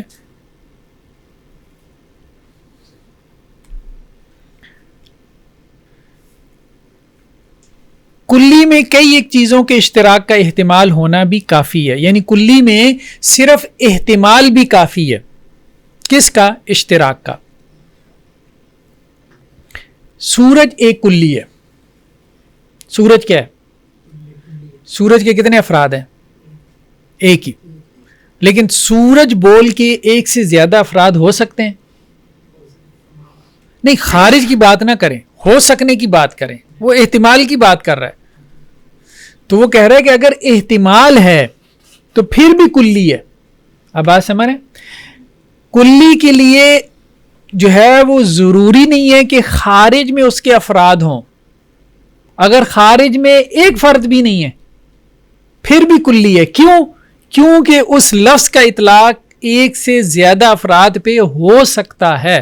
تو ہو سکنے کی بنیاد پہ کلی ہے، کیونکہ کلی تو ہے ہی ذہنی تصور. ٹھیک ہے؟ تو اگر اس تصور میں ایک سے زائد افراد کی شرکت ممکن ہو تو اس کو ہم کلی کہیں گے، بھلے کوئی فرد باہر خارج کی دنیا میں نہ ہو. جیسا دودھ کی نہر. دودھ کی نہر ہے دنیا میں؟ نہیں ہے. لیکن دودھ کی نہر کلی ہے. کیوں؟ کیونکہ دودھ کی نہر کئی ہو سکتی ہیں اگر ہوں تو. سونے کا پہاڑ کلی ہے، دنیا میں نہیں ہے. تو کلی کے لیے ضروری نہیں کہ خارجی وجود ہو، وہ جزئی کا خارجی وجود ہوتا ہے. کلی صرف مفہوم فی ذہن ہوتی ہے، وہ مفہوم فی ذہن کہ جس میں ایک سے زیادہ چیزوں کا اشتراک ممکن ہو، اس کو کلی کہتے ہیں.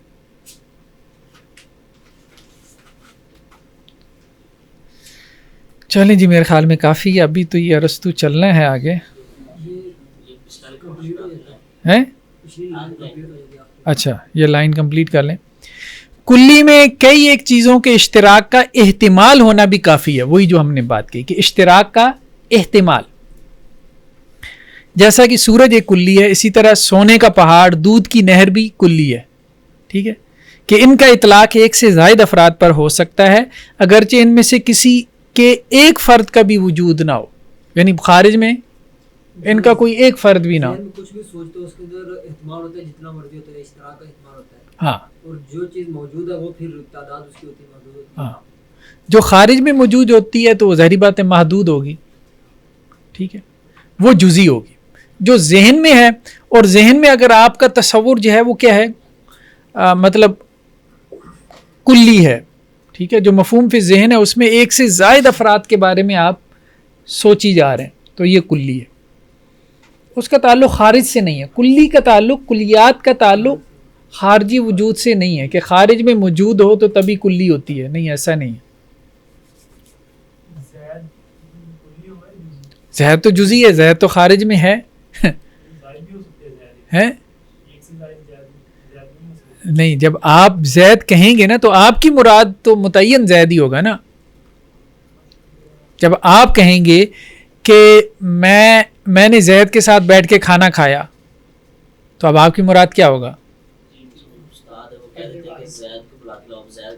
ہاں جی، ہاں. اگر آپ دیکھیں کہ آپ کی کلاس میں 10 زید ہیں اور استاذ کہتا ہے، اور ایسا مطلب ہوتا نہیں ہے لیکن فرض کر لیتے ہیں کہ آپ کی کلاس میں 10 زید ہیں. ٹھیک ہے، تو نہیں دیکھیں اس میں بھی جو پورا نام ہوتا ہے نا وہ ڈیفرنٹ ہوتا ہے. جب اس کے ابا جان کا نام لگے گا نا زید کے ساتھ یا اسامہ کے ساتھ تو وہ ڈیفرنٹ ہو جائے گا، نام یونیک ہو جائے گا. لیکن بہرحال ہم استاد کا دیکھیں گے نا، استاد نے کیا سوچا، استاد نے ایک ہی ذہن میں لایا نا. استاد نہیں، پھر بھی اگر آپ کی کلاس میں 10 اسامہ ہیں مثال کے طور پہ، سب کا نام اسامہ طارق ہے، چلیں یہ بھی ہم فرض کر لیتے ہیں، تو پھر یہ ایک کلی ہے. پھر یہ کیا ہے؟ ایک کلی ہے. چلیں جی، لائٹ بھی چلی گئی. سبحانک اللہم و بحمدک، نشہد ان لا الہ الا انت، نستغفرک و نتوب الیک. اچھا، وہ کارڈ ملا نہیں مجھے. زندگی شعور سے، الحکمہ انٹرنیشنل.